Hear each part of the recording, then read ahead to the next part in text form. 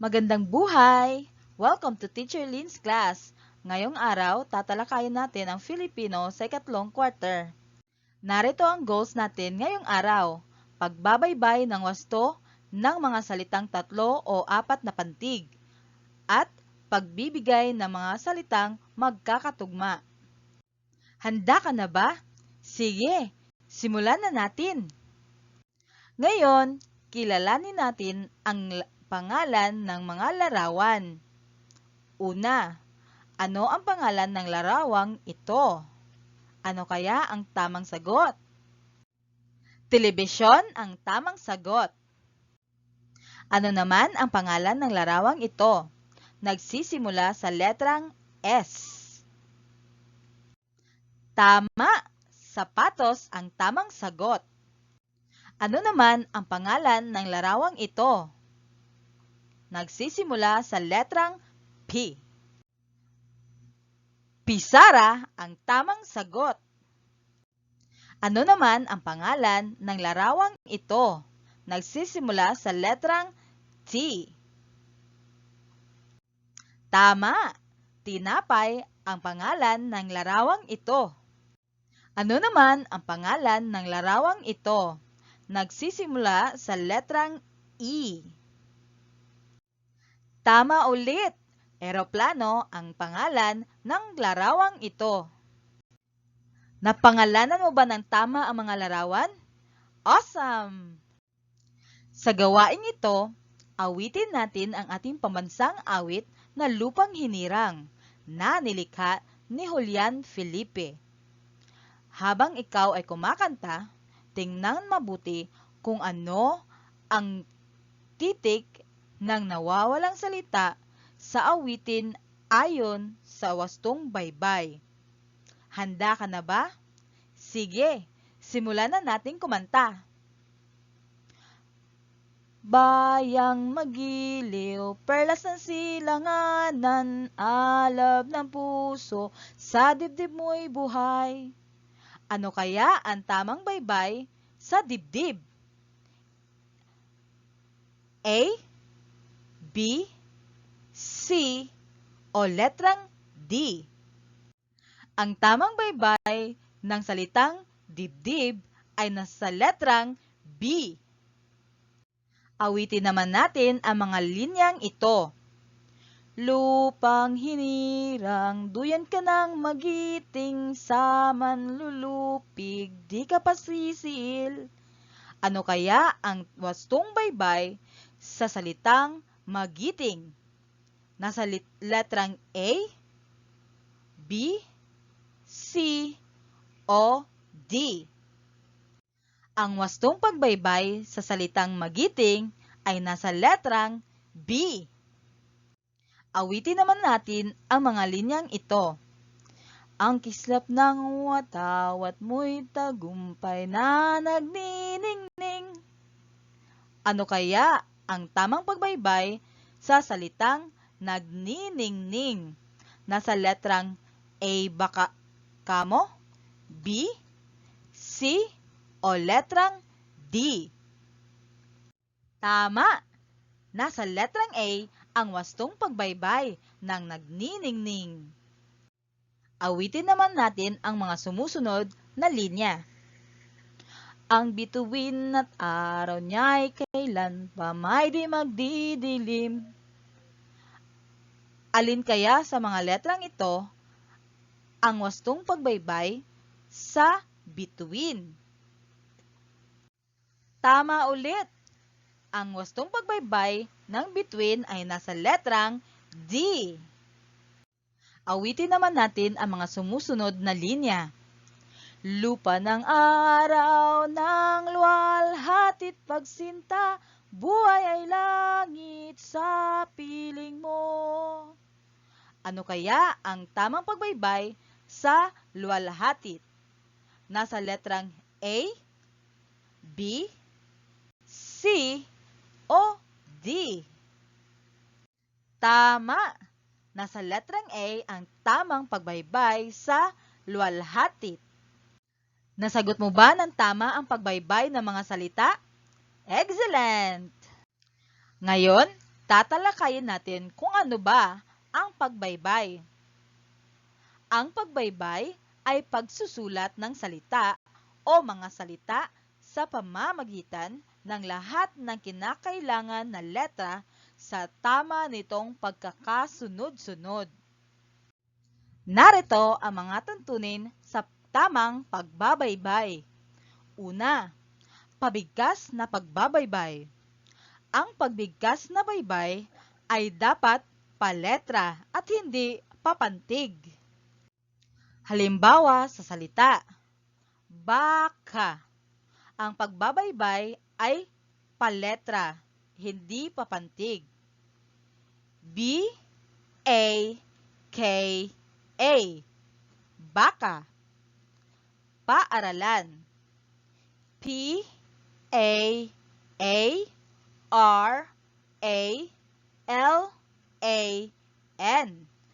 paaralan. Halimbawa naman kung ito ay pantig, I-A-Y,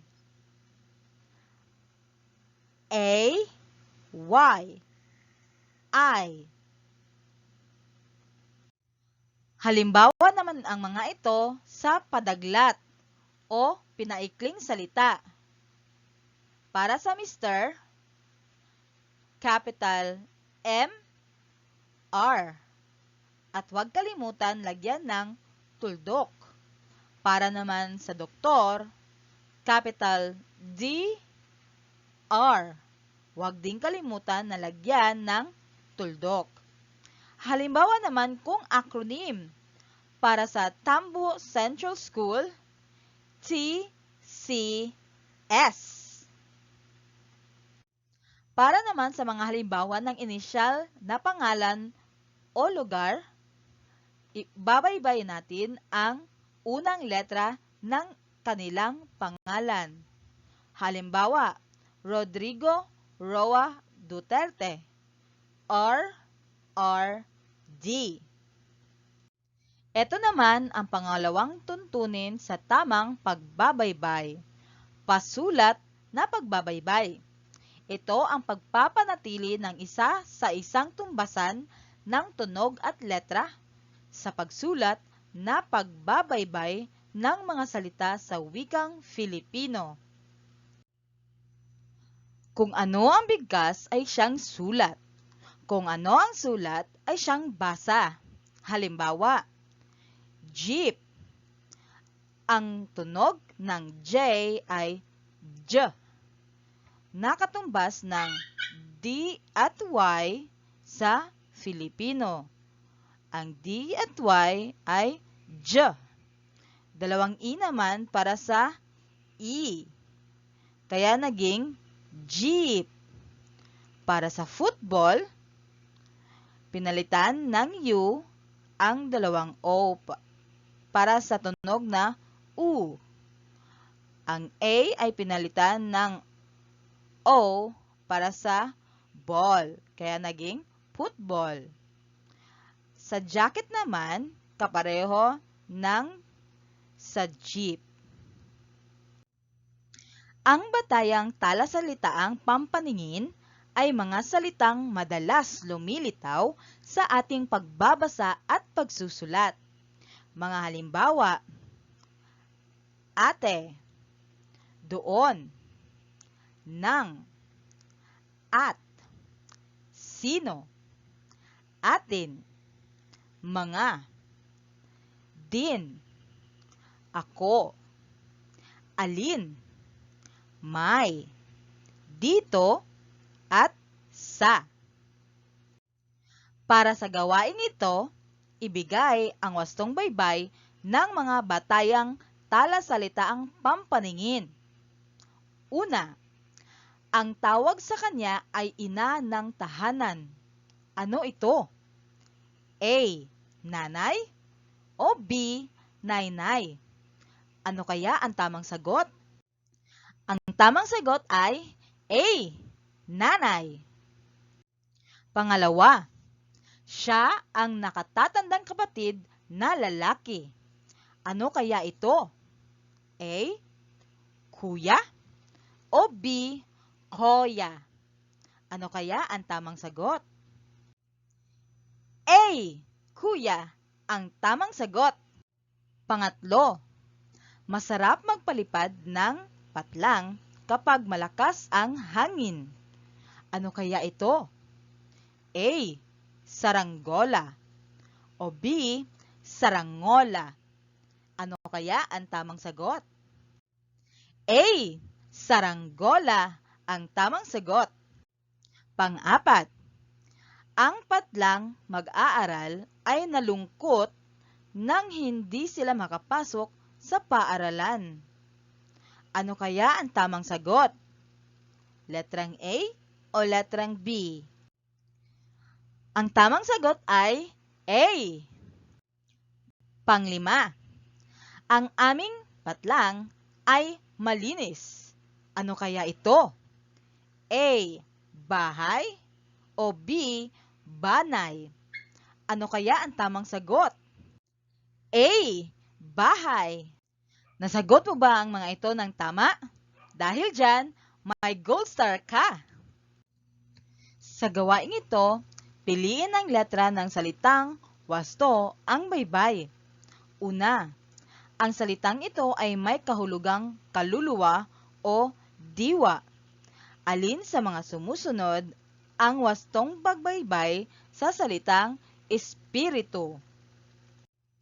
Ang tamang sagot ay nasa letrang A, espiritu. Pangalawa, ang katumbas na kahulugan nito ay katibayan. Alin sa mga sumusunod ang wastong pagbabaybay sa ebidensya? Ang tamang sagot ay nasa letrang A, ebidensya. Ang salitang ito ay katumbas ng salitang paaralan. Alin kaya sa mga sumusunod? Ang tamang sagot ay nasa letrang B, eskwelahan. Pang-apat, ang isa pang kahulugan nito ay patalastas. Alin kaya ang tamang sagot? Ang tamang sagot ay nasa letrang C, anunsyo. Panglima, ang ibig sabihin ng salitang ito ay patnubay o pamamahala. Alin kaya sa mga sumusunod ang tamang sagot? A. Ang tamang sagot, direksyon. Nasagot mo ba ng tama ang mga ito? Magaling! Ito naman ang pangalawang leksyon natin ngayong araw. Pagbibigay ng mga salitang magkakatugma. Basahin at unawain ang tula. Ang alaga kong aso ni Denmark Soko. Aking alagang aso, nilagyan ko ng laso upang hindi maglaho kapag nakihalubilo. Ayon sa tula, ano ang hayop na alaga ng may akda? Tama! Aso ang hayop na alaga ng may akda. Ano naman ang iniligay niya sa kanyang alaga? Tama ulit! Laso ang inilagay niya sa kanyang alaga. Bakit niya nilagyan ng laso ang kanyang alaga? Tama! Nilagyan niya ng laso ang kanyang alaga upang hindi ito maglaho. Ano-ano kaya ang mga salitang pareho ang huling pantig sa tula? Tama! Ito ang mga salitang pareho ang huling pantig sa tula. Aso, laso, maglaho, nakihalubilo. Ikaw naman, magbigay ng dalawang halimbawa ng salitang magkatugma o magkapareho ang unahan o hulihang pantig.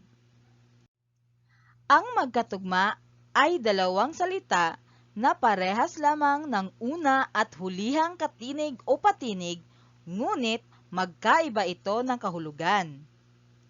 Madalas itong gamitin sa mga panitikan at mga awitin dahil madali itong masaulo at magandang pakinggan sa tainga. Narito ang mga halimbawa. Mata, bata, pareho sila na may hulihang ta. Tasa, lasa. Parehong may hulihang sa. Gusto, multo. Parehong may to. Baliw, saliw. Parehong may hulihang liw. Hangin, bangin. Parehong may hulihang pantig na ngin. Ulo, salo. Parehong may hulihang pantig na lo. Mesa, piyesa. Parehong may sa huli. Ilaw, hilaw. Parehong may law sa huli. At bahay, anay. Parehong may hulihang pantig na ay. Sa gawaing ito, piliin sa panaklong ang salitang katugma ng may salungguhit. Una, lumuha si Nora nang mawala ang kanyang pitaka. Ano kaya ang katugma ng salitang lumuha? A. Lumuwa o B. Bumuka? Ang tamang sagot ay A. Lumuwa. Pangalawa, nasunog ang sinaing ni Liza. A. Kinain. B. Hinaing. Ano kaya ang tamang sagot? Ang tamang sagot ay B. Hinaing. Pangatlo, maraming agiw ang lumang bahay ni Lancer. Ano kaya ang katugma ng agiw? A. Saliw o B. Kaliwa? Ang tamang sagot ay A. Saliw. Pang-apat, masayang nagdiwang ng kaarawan si Luisa. Ano kaya ang salitang katugma ng kaarawan? A. Larawan o B. Orasan? Ang tamang sagot ay A. Larawan. Pang-lima, madalas akong nakikinig ng balita sa radyo. Ano kaya ang katugma ng salitang radyo? A. Lindol o B. Bagyo? Ang tamang sagot ay B. Bagyo. Tama ba ang iyong mga sagot? Magaling! Sa awiting Bahay Kubo, tukuyin natin ang mga salitang magkakatugma. Bahay Kubo. Awitin natin ito. Bahay kubo, kahit munti, ang halaman doon ay sari-sari, singkamas at talong, sigarilyas at mani, sitaw, bataw, patani. Ano-ano kayang mga salita ang magkakatugma? Narito ang mga salitang magkakatugma: singkamas at sigarilyas, sitaw at bataw, mani at patani. Dahil nasagot mo lahat ang mga gawain sa araling ito, mission accomplished ka! Nagagalak ako at nakadalo ka sa leksyon natin ngayong araw. Maraming salamat!